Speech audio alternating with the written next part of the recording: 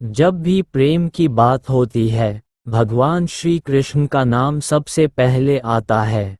श्री कृष्ण को प्रेम और स्नेह का प्रतीक माना जाता है। पुराणों के अनुसार श्री कृष्ण की 16,108 रानियां थीं।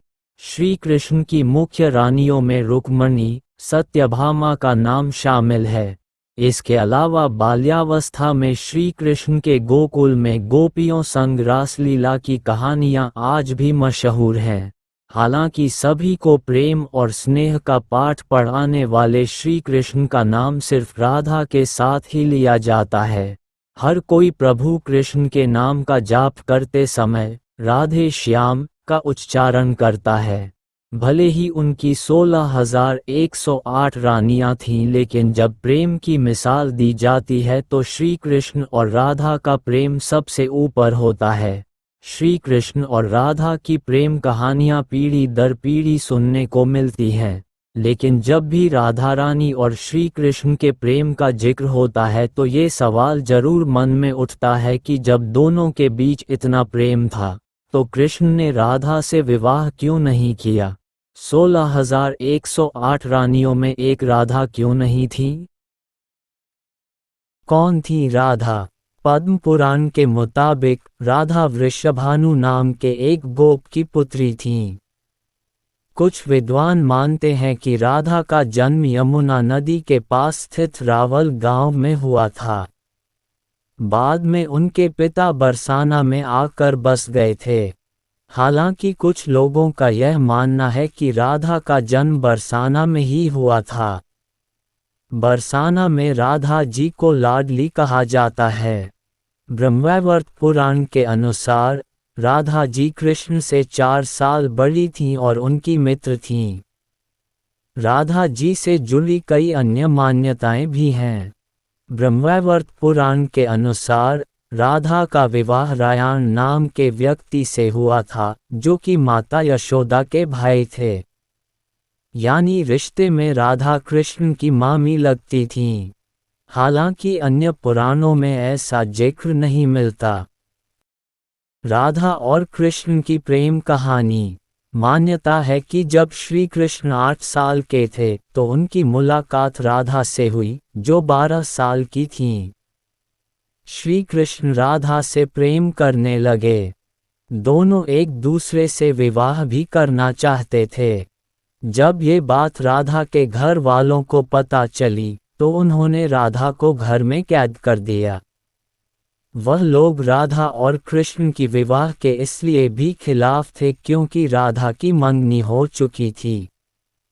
कहा जाता है कि श्री कृष्ण ने राधा रानी से शादी करने की हट कर दी थी। इस पर यशोदा माता और नंद बाबा उन्हें ऋषि गर्ग के पास ले गए। ऋषि गर्ग ने भी कान्हा को बहुत समझाया। इसके बाद कान्हा का मथुरा बुलावा आ गया। वह हमेशा के लिए वृंदावन छोड़कर मथुरा चले गए।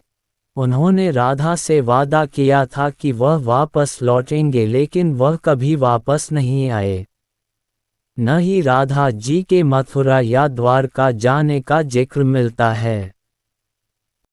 राधा और कृष्ण का विवाह न होने के कई कारण बताए जाते हैं। इसमें से एक कारण नारद जी का श्राप भी माना जाता है। रामचरितमानस के बालकांड के अनुसार माता लक्ष्मी के स्वयंवर में नारद जी भी जाना चाहते थे। भगवान विष्णु ने नारद जी के साथ छल करते हुए उन्हें खुद का स्वरूप देने के बजाय वानर का स्वरूप दे दिया, जिसकी वजह से माता के स्वयंवर में नारद जी का काफी उपहास हुआ। जब नारद जी को इस बात का पता चला तो वह बैकुंठ पहुंचकर विष्णु जी से बहुत नाराज हुए और श्राप दिया कि उन्हें पत्नी की वियोग सहना होगा।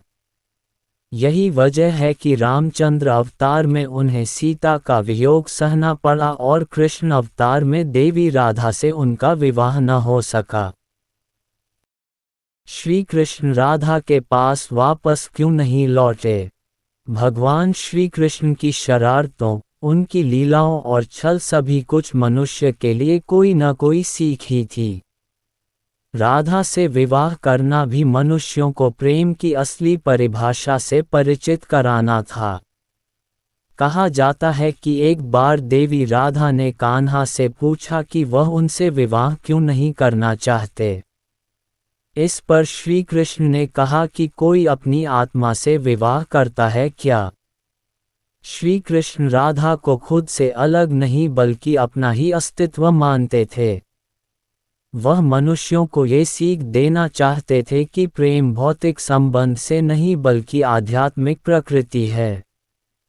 प्रेम और विवाह एक दूसरे से अलग नहीं है। जैसे राधा कृष्ण बिना विवाह भी सदियों से एक ही हैं। जहाँ कृष्ण का नाम है वहाँ राधा का स्मरण स्वाभाविक है।